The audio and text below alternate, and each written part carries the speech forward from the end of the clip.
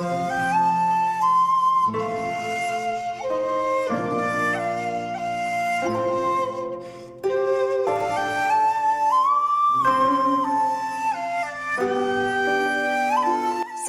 நாட்டோட அரசர் மகேந்திரவர்மன். அரசர் மகேந்திரவர்மனோட சிறந்த ஆட்சியால சிம்மபுரி நாட்டுல செல்வந்தர்கள் முதல் ஏழை வரை அனைத்து மக்களும் சந்தோஷமா இருந்தாங்க. ஆனா அரசர் மகேந்திரவர்மனாலையும் அவரோட மனைவி சுந்தரவள்ளியாலையும் ஒரு சில மாதங்களாகவே சந்தோஷமா இருக்க முடியல.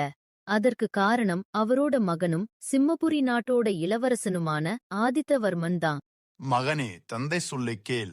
நம்முடைய நட்பு நாடான வேங்கை நாட்டோட அரசர் அவரது மகளை உனக்கு திருமணம் முடித்து வைக்க ஆசைப்படுகிறார். நீ மட்டும் திருமணத்திற்கு சம்மதம் தெரிவித்தால் நம் இரு நாடும் இதனால் நன்மை அடையும். தந்தையே, எனக்கு வேங்கை நாட்டோட இளவரசி மட்டுமல்ல, வேறு எந்த நாட்டோட இளவரசியுடனும் எனக்கு திருமணம் செய்து கொள்ள விருப்பமில்லை. உண்மையை கூற வேண்டுமென்றால் தற்போது எனக்கு திருமணத்தின் மீதே விருப்பமில்லை. மகனே ஆதித்யவர்மா, திருமண வயதை எட்டிய தன்னுடைய மகனுக்கு திருமணம் செய்து கண்குளிர பார்ப்பதே பெற்றோர்களின் பாக்கியம்.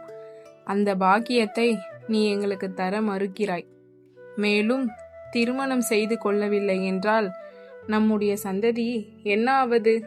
உனக்கு பிறகு யார் நம்முடைய அரண்மனையின் அரியணையில் அமர்வது? தாயே, தாங்கள் கூறுவது எனக்கு நன்றாக புரிகிறது. நான் தற்பொழுதுதான் திருமணம் செய்து கொள்வதில் விருப்பம் இல்லை என கூறினேன். திருமணமே செய்து கொள்ளப் போவதில்லை என கூறவில்லை. எனக்கு மனதிற்கு பிடித்த பெண்ணை என் வாழ்வில் சந்திக்க நேர்ந்தால் கண்டிப்பாக நான் திருமணம் செய்து கொள்வேன். அதுவரை என்னை தொந்தரவு செய்யாதீர்கள். ஒரு இளவரசனின் திருமணம் அவனுடைய நாட்டிற்கு நன்மை பயக்கும் வகையில் இருக்க வேண்டும். நம்முடைய நட்பு நாட்டின் இளவரசியை நீ திருமணம் முடித்தால் நம் நாட்டின் எல்லை விரிவடையும், வர்த்தகம் பெருகும், எதிரி நாடுகளிடமிருந்து வரும் அச்சுறுத்தல் குறையும். ஆனால் உனக்கு மனதிற்கு பிடித்த பெண்ணை திருமணம் செய்வதால் உன்னை தவிர வேறு யாருக்கு என்ன பயன்? தந்தையே, என்னுடைய திருமணம் என்னுடைய தனிப்பட்ட விருப்பம். இதில் நாட்டின் அரசியலை கலக்க எனக்கு விருப்பம் இல்லை. நான் என்னுடைய முடிவை கூறிவிட்டேன். இதற்கு மேல் என்னை நீங்கள் வற்புறுத்தினால் நான் நாட்டை விட்டு வெளியேறி கண்காணாத இடத்தில் தஞ்சம் புகுந்து விடுவேன் என்று கூறினான் ஆதித்தவர்மன். ஆதித்தவர்மன் கூறியதை கேட்ட சுந்தரவல்லி, மகனே, தவறான முடிவை மேற்கொண்டு தாயின் மனதை வேதனைக்கு உள்ளாக்கி விடாதே. நான் உனக்கு வாக்களிக்கிறேன். நீ மனதிற்கு பிடித்த பெண்ணை உன் வாழ்வில் சந்திக்கும் வேளையில் மறுக்காமல் நான் அந்த பெண்ணையே உனக்கு திருமணம் முடித்து வைக்கிறேன். ஆதித்தவர்மனுக்கு வாக்கை நல்கினாள் சுந்தரவல்லி. அதன் பிறகு ஒரு சில நாட்கள் அப்படியே சென்றது. ஒரு நாள் தன் மெய்காவலர்களுடன் காட்டிற்கு வேட்டைக்குச் சென்றான் ஆதித்தவர்மன். காட்டில் ஒரு மிகப்பெரிய மானை பார்த்தவுடன் அந்த மானை துரத்திச் சென்றான். அவன் எவ்வளவு முயற்சி செய்தும் அந்த மானை பிடிக்க முடியவில்லை. மான் விரைவாக பாய்ந்து சென்று காட்டிற்குள் எங்கேயோ மறைந்துவிட்டது. வெகு தூரம் அந்த மானை துரத்தி உண்டும் அந்த மான் எங்கு சென்றது என்று தெரியவில்லையே. சரி, ஒன்றும் செய்ய முடியாது. நாம் வேறு மானை தேடி பிடித்து வேட்டையாடிக் கொள்ளலாம் என்று முடிவெடுத்தான் ஆதித்யவர்மன். ஆனால் அப்பொழுதுதான் அவன் ஒரு விஷயத்தை கவனித்தான். அவன் காட்டில் தனியாக இருப்பதையும் தன் மெய்க்காவலர்களை விட்டு பிரிந்து வந்ததையும் மேலும் காட்டில் பழக்கப்படாத ஒரு இடத்தில் தான் இருப்பதையும் கவனித்தான். அருமை, நான் இந்த காட்டில் பாதையை துளைத்து வைக்கிறேன். இதுவரை இந்த காட்டில் இப்படி ஒரு இடத்தை நான் பார்த்ததே இல்லை. நான் இப்பொழுது எங்கு உள்ளேன், என்னுடைய மெய்க்காவலர்கள் எங்கு உள்ளார்கள் என்று கூட எனக்கு தெரியவில்லை. சரி, எப்படியாவது அரண்மனைக்கு செல்லும் பாதையை தேடி கண்டுபிடித்தாக வேண்டும்.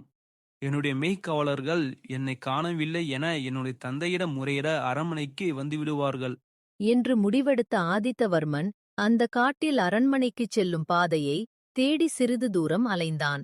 அப்பொழுது அவன் கண்ணில் ஒரு பாதை தென்பட்டது. இங்கே ஒரு பாதை உள்ளது.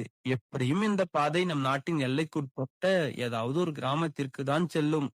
அங்கே சென்றால் அந்த கிராமத்து மக்களின் உதவியோடு நாம் நம் அரண்மனைக்கு சென்று விடலாம் என்று முடிவெடுத்த ஆதித்தவர்மன் அந்த பாதையின் வழியே செல்ல ஆரம்பித்தான். ஒரு சில மைல்கள் சென்ற பிறகு அவன் கண்களால் கண்ட காட்சி அவனுக்கு மிகப்பெரிய ஆச்சரியத்தை ஏற்படுத்தியது. என்ன ஒரு ஆச்சரியம்! இங்கு இவ்வளவு பெரிய அரண்மனை உள்ளது. இப்படிப்பட்ட ஒரு அரண்மனை என் நாட்டின் அருகில் இருப்பதாக நான் இதுவரை கேள்விப்பட்டதில்லை என்று ஆச்சரியத்துடன் மேலும் அரண்மனையை நோக்கி முன்னேறி செல்ல ஆரம்பித்தான் ஆதித்தவர்மன். அவன் முன்னேறிச் செல்லச் செல்ல அந்த அரண்மனையை சுற்றி யாரும் இல்லாததை அவன் கவனித்தான். அரண்மனையும் மிகவும் பழமையாக காட்சியளித்தது. அதன் பிறகு அரண்மனைக்கு உள்ளே சென்று பார்த்தான். ஆதித்யவர்மன் அரண்மனைக்கு உள்ளேயும் யாரும் இல்லை என்பதை அவன் உணர்ந்தான். அவன் சிறிது நேரம் அரண்மனையில் சுற்றித் திரிந்த பிறகு அவன் கண்ணிற்கு ஒரு அழகான பெண்ணின் சிலை தென்பட்டது. அந்த பெண்ணின் சிலை அவன் கவனத்தை பெரிதும் ஈர்த்தது. அந்த சிலைக்கு அருகில் சென்றபொழுது ஆதித்யவர்மன் மெய்மறந்து அந்த சிலையை ரசிக்க ஆரம்பித்தான். அழகு, பேரழகு! இப்படி ஒரு அழகான சிலையை நான் என் வாழ்நாளில் பார்த்ததே இல்லை. இந்த சிலை உண்மையில் வெறும் பாறையில் செதுக்கப்பட்ட கற்சிலையா, இல்லை உயிருள்ள ஒரு பெண்ணா? ஏன் என் மனம் வெறும் கல்லாக காட்சியளிக்கும் ஒரு சிலை மீது காதல் கொண்டு இந்த சிலையை திருமணம் செய்து கொள்ள ஆசைப்படுகிறது என்று தனக்குத்தானே பேசிக் கொண்டிருந்தான் ஆதித்தவர்மன். அப்பொழுது அந்த இடத்திற்கு ஆதித்தவர்மனின் மெய்க்காவலர்கள் ஆதித்யவர்மனை தேடி அரண்மனைக்குள் வந்துவிட்டனர். இளவரசே, தங்களை ஒரு வழியாக கண்டுபிடித்து விட்டோம். தங்களுக்கு ஏதேனும் ஆபத்து நேர்ந்து விட்டதா என நாங்கள் பயந்து விட்டோம். தாங்கள் எப்படி இங்கே வந்தீர்கள்? இந்த அரண்மனை எப்படி இங்கு வந்தது? இந்த அரண்மனையை பார்த்தால் பல வருடங்களுக்கு முன்பு கைவிடப்பட்ட அரண்மனை போல் தெரிகிறது. இங்கு நமக்கு தெரியாத ஆபத்து நிறைய இருக்க வாய்ப்புள்ளது. தயவு செய்து வாருங்கள், நாம் நம்முடைய அரண்மனைக்கு சென்று விடலாம் என்று கூறி ஆதித்தவர்மனை சிம்மபுரி நாட்டோடு அரண்மனைக்கு அழைத்துச் சென்றனர். அரண்மனைக்குச் சென்ற பிறகு தாங்கள் கண்ட காட்சியை மெய்காவலர்கள் அரசரிடம் கூறினர். அதன் பிறகு அன்று இரவு சென்றது. அன்று இரவு முழுவதும் அந்த பெண் சிலையின் நினைவாகவே இருந்த ஆதித்தவர்மன் காலை விடிந்தவுடன் தன் தாய் தந்தையிடம் அந்த சிலையை மணக்க விருப்பம் கொள்வதாக கூறினான். இதை கேட்ட மகேந்திரவர்மன் கோபமாக, முட்டாள் போல் நடந்து கொள்ளாதே ஆதித்யவர்மா. ஒரு சிலையை மணமுடிக்க ஆசைப்படுகிறாய். இது எந்த விதத்தில் சரி? தந்தையே, எனக்கு அந்த பெண்ணின் சிலை ஒரு சிலையாக தெரியவில்லை. ஒரு அழகான இளவரசியாக தான் தெரிகிறாள். நான் அந்த இளவரசியை தான் திருமணம் முடிக்க ஆசைப்படுகிறேன். தாயே, தாங்கள் எனக்கு வாக்களித்தீர்கள். எனக்கு மனதிற்கு பிடித்த பெண்ணை மணமுடித்து வைப்பதாக. எனக்கு திருமணம் என்று ஒன்று நடைபெற்றால் அது அந்த பெண்ணுடன் மட்டும்தான். இல்லை என்றால் நான் வாழ்நாளில் திருமணமே செய்து கொள்ள மாட்டேன் என்று கூறினான் ஆதித்தவர்மன். ஆதித்தவர்மன் கூறியதை கேட்ட சுந்தரவல்லி, மகனே, நீ ஒரு பெண்ணை திருமணம் முடிக்க ஆசைப்பட்டால் உன் தாய் கொடுத்த வாக்கை மீறாமல் நீ விரும்பிய பெண்ணையே உனக்கு மணமுடித்து வைத்திருப்பேன். ஆனால் நீ ஆசைப்படுவதோ ஒரு கற்சிலையின் மீது. இதற்கு எப்படி நான் சம்மதம் தெரிவிக்க இயலும் என்று கூறி சுந்தரவல்லியும் மகேந்திரவர்மனும் ஆதித்தவர்மன் ஒரு கற்சிலையை திருமணம் முடிக்க மறுப்பு தெரிவித்து விட்டனர். இதனால் மனமுடைந்த ஆதித்தவர்மன் அன்றிலிருந்து சரியாக உணவு உண்பதும் இல்லை, சரியாக உறங்குவதும் இல்லை. இதனால் ஆதித்தவர்மனின் உடல்நிலை நாளுக்கு நாள் மோசமாகிக் கொண்டே இருந்தது. தனது வாழ்வில் எதை பற்றியும் யோசிக்காமல் அந்த பெண்ணின் சிலையை பற்றி மட்டுமே யோசித்துக் கொண்டிருந்தான் ஆதித்தவர்மன். இதை அனைத்தையும் பார்த்து வந்த அரசர் மகேந்திரவர்மனும் அரசி சுந்தரவல்லியும் தன் மகனை இழந்துவிடக்கூடாது என முடிவு எடுத்து அந்த பெண்ணின் சிலையை திருமணம் செய்து வைக்க முடிவு செய்தனர். அதன் பிறகு திருமண ஏற்பாடுகளும் நடைபெற்றது. ஆதித்தவர்மனும் தான் ஆசைப்பட்டது போலவே அந்த பெண்ணின் சிலையை திருமணம் செய்து கொண்டான். இது அனைத்தையும் பார்த்த மகேந்திரவர்மனும் சுந்தரவல்லியும் தன் மகனுக்கு மனநலம் பாதிக்கப்பட்டு விட்டது என்று எண்ணினர். மனநலம் பாதிக்கப்பட்ட ஒரு இளவரசன் எப்படி அரியணையில் அரசனாக அமர முடியும் என எண்ணி மிகவும் சோகமாக இருந்தனர். அப்பொழுது கற்சிலையாக இருந்த அந்த பெண்ணின் சிலை மிகவும் அழகான ஒரு இளவரசியாக மாறினாள். இதை பார்த்த அனைவருக்கும் அங்கு என்ன நடக்கிறது என்று ஒன்றும் புரியாமல் ஆச்சரியத்தில் உறைந்து போய் நின்றனர். அப்பொழுது சிலையாக இருந்து பெண்ணாக மாறிய அந்த பெண் ஆதித்தவர்மனை பார்த்து, என்னை திருமணம் முடித்து என்னுடைய சாபத்திலிருந்து என்னை மீட்டதற்கு தங்களுக்கு நன்றி இளவரசே என்று கூறினாள் அந்த பெண். தன் கண்ணெதிரே நடைபெற்ற ஆச்சரியத்தில் இருந்து விடுபடாத ஆதித்தவர்மன் எதுவும் பேசாமல் அமைதியாக இருந்தான். இதை பார்த்த மகேந்திரவர்மன் அந்த பெண்ணிடம், பெண்ணே, நான் தான் சிம்மபுரி நாட்டோட அரசன் மகேந்திரவர்மன். உன்னை திருமணம் முடித்த இவர்தான் சிம்மபுரி நாட்டின் இளவரசனும் என்னுடைய மகனுமான ஆதித்யவர்மன். தற்பொழுது நீ உன்னை பற்றி கூறு. நீ யார்? சிலையாக இருந்த நீ திடீரென உயிருள்ள பெண்ணாக மாறியது எப்படி? மேலும் இந்த அரண்மனை யாருக்குச் சொந்தமானது என அனைத்தும் எனக்கு தெரிந்தாக வேண்டும். அரசே, என்னுடைய பெயர் யாழ்மதி. நான் இந்திரபுரி நாட்டின் இளவரசி. எங்கள் நாடு என் தந்தையின் ஆட்சியின் கீழ் மிக சிறப்பாகவும் செழுமையாகவும் இருந்தது. மக்கள் மிகவும் சந்தோஷமாக இருந்தனர். ஆனால் இது அனைத்தும் அந்த ஒரு துயரம் மிகுந்த நாள் வரும் வரைதான் நீடித்தது. அரசே, அந்த அசுரன் வஜ்ரதந்தன் மறுபடியும் நம் அரண்மனையை நோக்கி வந்து கொண்டிருக்கிறான். தற்பொழுது அவன் பல மடங்கு பலம் கொண்டவனாக இருக்கிறான். நம் வீரர்களால் அவனை தடுக்க முடியவில்லை. நாம் இப்பொழுது என்ன செய்வது? ராஜகுருவே, அந்த அசுரன் நம் நாட்டின் இளவரசியை கடத்திச் செல்லதான் மறுபடியும் அரண்மனை நோக்கி வந்து கொண்டிருக்கிறான். மூடன் அசுரனான அவன் மனிதனாக பிறந்த என் மகள் மீது ஆசை கொள்கிறான். இது எப்படி சரி? தாங்கள் தான் இந்த இக்கட்டான சூழ்நிலைக்கு ஒரு தீர்வு காண வேண்டும். அரசே, அந்த வஜ்ரதந்தன் பிரம்மதேவனிடம் ஒரு வித்தியாசமான வரம் பெற்றவன். அசுரனாக பிறந்த அவன் இந்த உலகிலேயே மிக அழகாக பிறந்த ஒரு இளவரசியை திருமணம் முடித்தால் அவனுக்கு சாகா வரம் கிடைக்கும். அதனால்தான் அவன் நம் இளவரசின் மீது ஆசை கொண்டு மறுபடியும் இளவரசியை கடத்திச் செல்ல வருகிறான். ராஜகுருவே, அப்படி என்றால் அந்த அசுரனின் எண்ணம் மீறேறினால் நம் நாடு மட்டுமல்ல, இந்த உலகம் முழுவதும் அந்த அசுரனின் கைப்பறியில் சிக்கிக் கொள்ளும். நாம் தான் எப்பாடுபட்டாவது அந்த அசுரனை தடுக்க வேண்டும். தாங்கள் கூறுவதும் சரிதான் அரசே. ஆனால் கடைசி முறை அந்த அசுரன் நம் வீரர்களால் தோற்கடிக்கப்பட்டு காட்டிற்குள் விரட்டியடிக்கப்பட்டான். காட்டிற்குள் சென்ற அந்த அசுரன் தவமேட்டு தன் பலத்தை பல மடங்கு அதிகரித்து மறுபடியும் நம் அரண்மனை நோக்கி வந்து கொண்டிருக்கிறான். அவனை தற்பொழுது தோற்கடிப்பது அவ்வளவு எளிதான காரியம் அல்ல. நம் நாட்டிலுள்ள அனைத்து போர் வீரர்களையும் ஒன்று சேரச் சொல்லுங்கள். நம்முடைய மொத்த பலத்தையும் ஒன்றாக சேர்த்து அவனை தாக்கினால் மட்டும்தான் அந்த அசுரனை வீழ்த்த நமக்கு ஒரு வாய்ப்புள்ளது என்று ஆலோசனை கூறினார் ராஜகுரு சத்தியவான். சத்தியவானின் ஆலோசனையை கேட்ட அரசர் நாட்டில் உள்ள அனைத்து போர் வீரர்களையும் ஒன்று திரட்டி அந்த அசுரனை எதிர்த்து போரிடத் தொடங்கினார். போர் பல மணி நேரம் நீடித்தது. அசுரனும் தனக்கு தெரிந்த மாய வித்தைகளாலும் தன்னுடைய பலத்தாலும் போர் வீரர்கள் அனைவரையும் தாக்கினான். அரசரும் தன் போர் வீரர்கள் உதவியுடன் தம் போர்க்கருவிகளின் உதவியோடும் அசுரனை பலமாக தாக்கினர். பல மணி நேரம் நீடித்த அந்த போரின் முடிவில் இந்திரபுரி நாட்டின் வீரர்கள் அனைவரும் கொல்லப்பட்டனர்.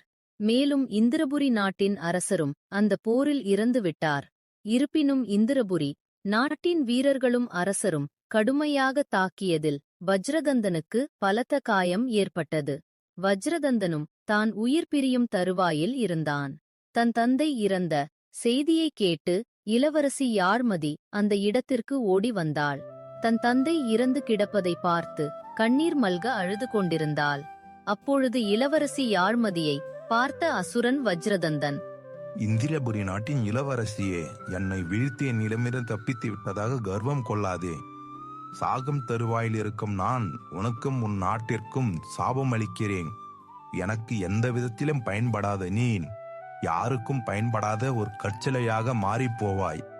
என்னை வீழ்த்திய உன் நாடும் உன் நாட்டு மக்களும் அடியோடு அழிந்து மண்ணோடு மண்ணாக மாறிவிடுவர். மேலும் கற்களால் கட்டப்பட்ட இந்த அரண்மனையையும் கற்சிலையாக மாறிய உன்னையும் தவிர இந்திரபுரி நாட்டிலுள்ள கிராமங்களும் நகரங்களும் காட்டில் உள்ள மரங்களால் விழுங்கப்பட்டு இந்திரபுரி என்ற ஒரு நாடு இந்த உலகத்தில் இருந்ததற்கான அடையாளம் கூட இல்லாமல் போய்விடும். நான் கூறிய அனைத்தும் இன்று மாலை சூரியன் மறைந்து மறுநாள் சூரியன் உதிப்பதற்குள் நிறைவேறியே தீரும் என்று சாபம் கொடுத்துவிட்டு அசுரன் வஜ்ரதந்தன் இறந்துவிட்டான்.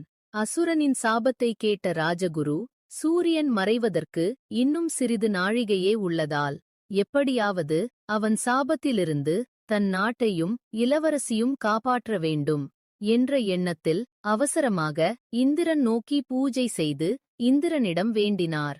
சத்தியவானின் வேண்டுதலை கேட்ட இந்திரன் சத்தியவானின் முன்பு தோன்றினார். சத்தியவான், அந்த அரக்கன் பிரம்மதேவனிடம் மட்டுமல்ல, சிவபெருமானிடமும் வரம் பெற்றவன். அவன் சாகும் தருவாயில் அவன் வாயிலிருந்து உதிர்க்கும் வார்த்தைகள் நிறைவேற வேண்டும் என வரம் பெற்றுள்ளான். சிவபெருமானின் வரத்தை என்னால் மாற்றியமைக்க இயலாது. உனது நாடும் உன்னுடைய நாட்டு மக்களும் அந்த அசுரனின் சாபத்தின்படி அழிந்தே தீருவார்கள். இந்திரதேவா, ஒரு தவறும் செய்யாத என்னுடைய நாடும் என்னுடைய நாட்டு மக்களும் இருந்த தரமே தெரியாமல் அழிந்து போவது எந்த விதத்தில் சரி? அனைத்தும் அந்த இறைவனின் திருவிளையாடல். இந்திரலோகத்தை ஆளும் இந்திரனான என்னாலேயே அவருடைய திருவிளையாடலிலிருந்து தப்பிக்க இயலாது. அதனால் அந்த அசுரனின் சாபத்தை என்னால் மாற்றி அமைக்க முடியாது. பகவானே, அப்படி என்றால் என் நாட்டில் ஒரு உயிர் கூட தப்பிக்காதான்? இந்திரபுரி நாட்டின் வம்சாவழி இந்த பூ உலகில் தழைக்க எந்த ஒரு வாய்ப்பும் இல்லையா? ஒரு வாய்ப்புள்ளது. அந்த அசுரனின் சாபத்தால் சிலையாக மாறும் இளவரசி யாழ்மதியை ஒரு இளவரசன் கண்டுபிடித்து முழு மனதோடு காதல் கொண்டு இளவரசிக்கு மாலையிட்டு திருமணம் செய்து கொண்டால் இளவரசி மறுபடியும் உயிர் பெறுவாள். அவள் மூலம் இந்திரபுரி நாட்டின் வம்சாவழி மறுபடியும் உயிர் பெறும். இதுவே எழுதப்பட்ட விதி. இது நடைபெற சில நூற்றாண்டுகள் வரையிலும் பிடிக்கும் என்று கூறிவிட்டு இந்திரதேவர் அங்கிருந்து மறைந்து விட்டார். அன்று மாலை சூரியன் மறையத் தொடங்கியது. சூரியன் மறையத் தொடங்கிய உடனே இளவரசி யாழ்மதி சிலையாக மாறிவிட்டாள். அதன் பிறகு இந்திரபுரி நாட்டு மக்கள் அனைவரும் மண்ணோடு மண்ணாக மாறினர். நகரங்களும் கிராமங்களும் காடுகளால் விழுகப்பட்டு இருந்த இடமே தெரியாமல் மறைந்துவிட்டது. ஆனால் இப்படி ஒரு நாடு இருந்ததாகவும் அது முற்றிலும் அழிந்து போனதாகவும் நான் இதுவரையில் கேள்விப்பட்டதே இல்லை. அதற்கு காரணம் இந்த நிகழ்வு நடைபெற்று 300 ஆண்டுகளுக்கு மேல் இருக்கும். இந்திரபுரி நாட்டை பற்றி பல 100 ஆண்டுகளுக்கு முன் வாழ்ந்த நம் முன்னோர்கள் சில குறிப்புகளில் குறிப்பிட்டுள்ளனர் என்று கூறினார் மகேந்திரவர்மன். தான் சிலையாக மாறி 300 ஆண்டுகளுக்கு மேலாகியதையும் தன் தந்தையும் தன் நாட்டு மக்களை இழந்ததை எண்ணியும் தன் நாட்டில் தான் மட்டுமே தற்போது மீதமுள்ளதை எண்ணியும் மிகவும் வருத்தப்படத் தொடங்கினாள் இளவரசி யாழ்மதி. இதை பார்த்த அரசர் மகேந்திரவர்மன், கவலை கொள்ளாத இளவரசியே, நான் இன்றிலிருந்து இந்திரபுரி நாட்டின் அரசனாக என்னுடைய மகனையும் அரசியாக உன்னையும் அறிவிக்கிறேன். மேலும் அரண்மனையைச் சுற்றி கிராமங்களையும் நகரங்களையும் உருவாக்கி அதில் சிம்மபுரி நாட்டு மக்களை குடியமரச் செய்கிறேன். இதனால் இந்திரபுரி நாடு மறுபடியும் உயிர் பெறும் என்று கூறினார் அரசர் மகேந்திரவர்மன். அதன் பிறகு ஒரு சில மாதங்களில் அந்த அரண்மனையைச் சுற்றி கிராமங்களையும் நகரங்களையும் உருவாக்கி சிம்மபுரி நாட்டு மக்களையும் தனது நட்பு நாட்டில் வாழும் மக்களையும் குடியமர்த்தி இந்திரபுரி நாட்டை மறுபடியும் உயிர் பெறச் செய்தார் அரசர் மகேந்திரவர்மன்.